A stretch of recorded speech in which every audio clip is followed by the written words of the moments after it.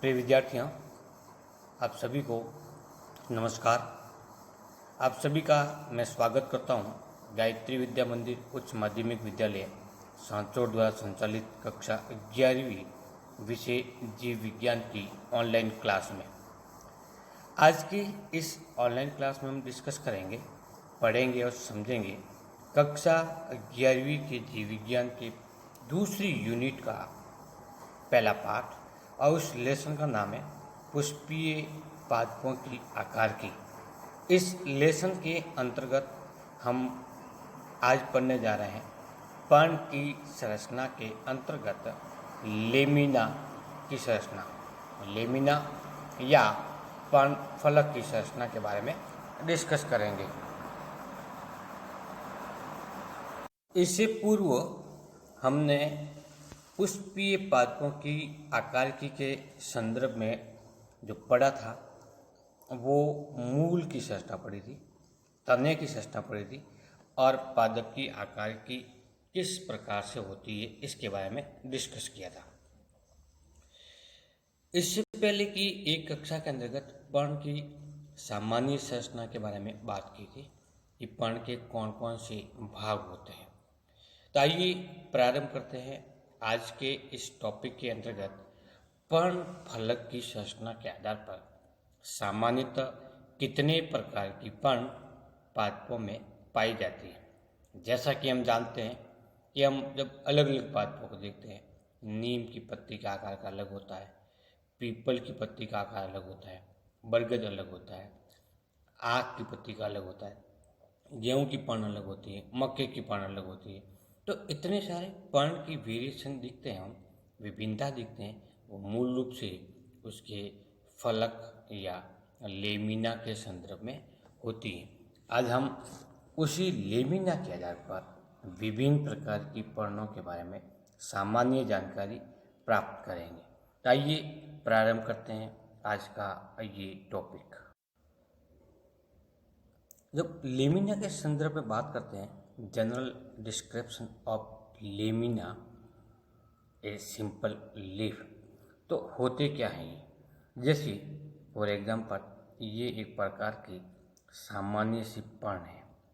इस पर्ण के अंतर्गत यहाँ मध्य शिरा पाई जाएगी, छोटी छोटी शिरिकाएँ पाई जाती है जिसको वेन्स कहते हैं। ऐसा हमने इससे पहली क्लास के अंतर्गत डिस्कस किया था। अब लेमिना से तात्पर्य क्या होगा। लेमिना से तात्पर्य होगा कि ये जो पूरा पूरा फलक दिखाई देता है, इतना सा लगा करके, इतना लंबा चौड़ा भाग, जिसे ही हम पर्ण कहते हैं, वो इसका लेमिना या पर्ण फलक कहलाता है। अब इसके संदर्भ में हम कौन कौन से छोटे छोटे पॉइंट पढ़ेंगे लेमिना के संदर्भ में। पहला, जनरल आउटलाइन और इसकी आकार, शेप। इसका आकार किस प्रकार का, जैसे इसका आकार हृदय का दिखाई दे रहा है, तो ठीक इस प्रकार का अंडाकार भी हो सकता है, प्रति अंडाकार हो सकती है, कई पर्ण गोलाकार होगी, कोई भालाकार होगी, इस प्रकार से। दूसरा जो लेमिना के संदर्भ में पढ़ते हैं वो इसकी साइज होती है, आकार, माप कितना है। कोई पर्ण छोटी होती है, मिलीमीटर में होती है, कई पर्ण का आकार बहुत बड़ी होती है, 1 मीटर तक होती है, 1 से अधिक भी हो सकती है। जैसे केले की पर्ण होती है, बहुत बड़ी होती है, जो लगभग 1 से लगाकर 1.5 मीटर तक होती है। तीसरा लेमिना के संदर्भ में होता है वो एपेक्स। एपेक्स कौन सा पॉइंट हुआ, ये जो शीर्ष भाग है इसको हम लीफ एपेक्स कहते हैं। सभी पर्णों में, सभी पादपों में लीफ एपेक्स का आकार और साइज अलग अलग होती है।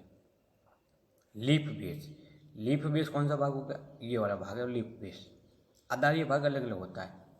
कैसे अलग होता है, जैसे फॉर एग्जांपल किसी में त्रिकोणाकार होता है, किसी में गोलाकार होता है, किसी में थोड़ी सी खांच विधि द्वारा होता है, इस प्रकार से।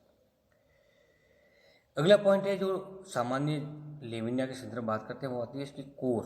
कोर का मतलब किनारा वाला भाग, जो भी भाग है ये भी अलग अलग पादपों में अलग अलग होता है। जैसे आपने देखा होगा कि आग के अंदर कोर होता है वो लगातार बिना विभाजित होता है, जबकि नीम के अंदर होता है वो इस प्रकार से छोटे छोटे कंटकों के अंतर्गत विभक्त होता है। इस लीफ में पाई जाने वाली छोटी छोटी शिराएँ, जो रेखाएं दिखाई देती हैं, वो वेनेशन कहलाती है, अथवा हम उसको शिरा विन्यास नाम देते हैं। देखेंगे हम संदर्भ में, इस लीफ के संदर्भ में, कि इसमें वेनेसन अथवा शिराविन्यास कैसा होता है। जैसा कि हमने छोटी कक्षा में पढ़ा हुआ है कि शिराविन्यास दो प्रकार का होता है, एक होता है जालिका और शिराविन्यास और दूसरा होता है समांतर शिराविन्यास। नेक्स्ट पॉइंट आता है लेमिना के संदर्भ में सरफेस होती है। सरफेस का मतलब ऊपरी सतह और इसकी निचली सतह।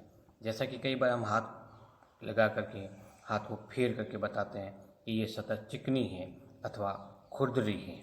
तो ये खुरदरापन या चिकनीपन या इसके ऊपर छोटे छोटे रोम का पाए जाए। रोम का मतलब होगा जैसे आग की पत्तियों के ऊपर छोटे छोटे वाइट कलर के रोम होते हैं जिसको अंगुली से हटा सकते हैं, तो रोमिल संरचना हो सकती है।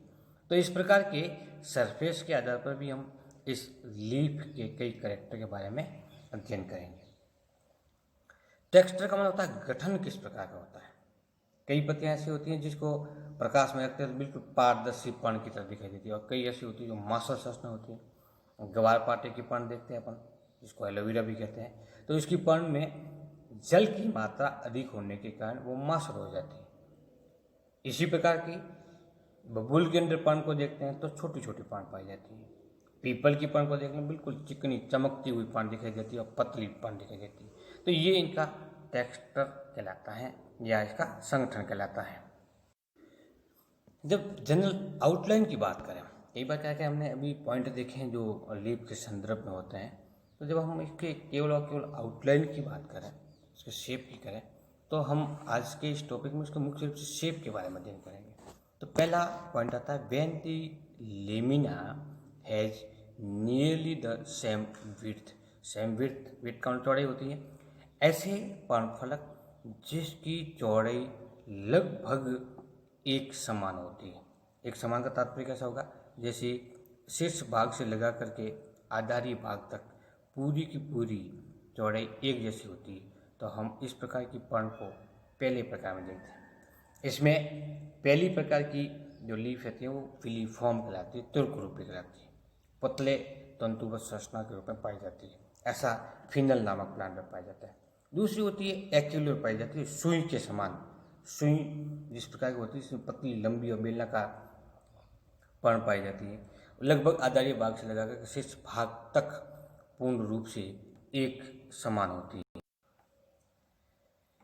तीसरे प्रकार की होती है वो ट्यूबुलर, नली की प्रकार की कहलाती है। प्याज की पर्ण को देखा होगा, बिल्कुल बेलनाकार आधारी भाग से लगाकर शीर्ष भाग तक लंबी होती है। हालांकि शीर्ष भाग पर थोड़ी सी संकरी होती हुई जाती है, लेकिन होती कैसी है, पूर्ण रूप से गोलाकार होती है। तो उसको हम क्या नाम देंगे, नली की प्रकार का। किसमें पाया जाता है ये, इस प्रकार की संरचना प्याज में पाई जाती है। चौथे प्रकार की लीफ होती है वो लीनियर या रेखिक लीफ कहलाती है। घास के अंदर पाई जाती है। आपने धूप में देखा होगा एक पतली सी लंबी पर्ण पाई जाती है, रेखिक पर्ण होती है। केसिया के अंतर्गत या बबूल की कई पादपों में पाई जाने वाली इस पर्ण को नाम देते हैं ऑब्लिक या तिर्यक पर्ण। ऑब्लॉन्ग और तिर्यक पर्ण। तो कितने प्रकार की पर्ण होगी, जब पर्ण फलक लगभग समान आकार का होता है तो कुल पर्ण जो अपने से लेवल में वो 4 प्रकार की है, filiform, acicular, tubular, linear, then oblong.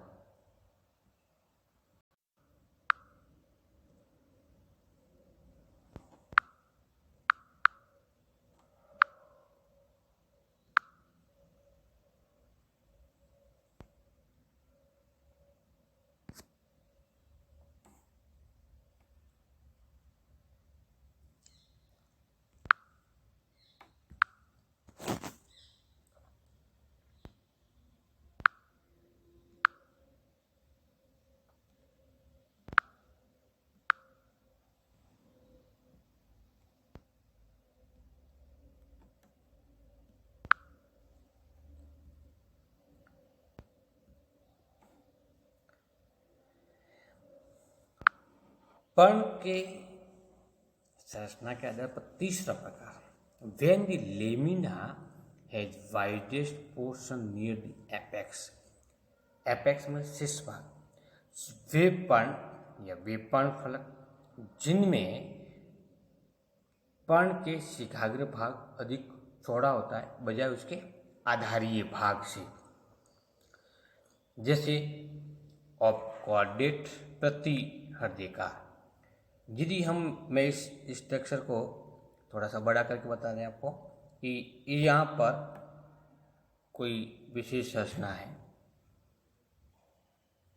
इस भाग पर पर्णबंध लगा होता है तो इसकी आकृति कैसी होती, उल्टी होती। इसका मतलब होता है वो हृदयकार होता। तो हृदयकार संरचना नहीं बल्कि इसमें या इस पर्ण के अंतर्गत इस आधारीय भाग से व्रंती संरचना निकलती। पर्णबंध यहाँ से जुड़ा हुआ अर्थात संकरा भाग तो है आधार की ओर, जबकि चौड़ा भाग है वो शीर्ष की ओर होता है। इस प्रकार की पर्ण को हम क्या नाम देते हैं, इसको नाम देते हैं ऑबकॉर्डेट या प्रति अंडाकार। किसमें पाई जाती है, इस प्रकार की पर्ण है वो ऑक्जेलिस में पाई जाती है। दूसरी प्रकार की होती है ऑब ओवेट। ओवेट अंडाकार, ऑब ओवेट प्रति अंडाकार, वापस उल्टा हो गया ये, डॉगचैना के अंदर पाई जाती है। तीसरी प्रकार की होती है स्पेतुला, चम्मच के आकार की। कैसा होगा, अवार्षिक के अंदर पाई जाती है। तो पूर्ण रूप से भाग जो फैला हुआ होता है, इस प्रकार की संरचना के कारण ये आकार स्पून के समान दिखाई देता है, इसलिए हम उसको क्या नाम देंगे, स्पेतुला प्रकार की या स्पून के समान संरचना। नेक्स्ट तीसरा जो प्रकार है वो होता है लेरिक प्रकार का कह सकते हैं, या इस लेरिक प्रकार को हम क्या नाम देंगे, वीणाकार संरचना नाम देते हैं। जैसे ब्रेसिका के अंदर पाई जाती है। ब्रेसिका का मतलब सरसों है, मूली है, पत्ता गोभी है, फूल गोभी है इत्यादि के अंदर पाई जाने वाली पान का आकार। मुख्य रूप से हम इस लेरिट या वीणाकार पान फलक के अंतर्गत एग्जाम्पल लेते हैं वो सरसों का है। तो सरसों में पाई जाने वाली पान किस प्रकार की है, सरसों की पान ठीक इस प्रकार की में दिखाई देती है, कटी फटी आकृति की, वीणा के समान संरचना के रूप में बन जाती है। ये भाग चौड़ा भाग है और ये भाग धीरे धीरे पतला होता जाता है। तो ऊपरी भाग या लीफ एपेक्स के अधिक चौड़ा होने के कारण इसको तीसरे भाग के अंतर्गत हमने पढ़ा है। तो इस प्रकार से विद्यार्थियों हमने आज इस टॉपिक के अंतर्गत लेमिना या पर्ण फलक की संरचना कैसे होती है के आधार पर विभिन्न प्रकार की पर्ण के उदाहरण और उसके आकार को हमने समझा है। नेक्स्ट क्लास के अंतर्गत हम पढ़ेंगे कि पर्ण का शिखाग्र कितने प्रकार का होता है, इसके आधार पर पर्ण कितने प्रकार की होती है या फिर कौन कौन से प्रकार इसके अंतर्गत पाए जाते हैं। थैंक यू, नमस्कार।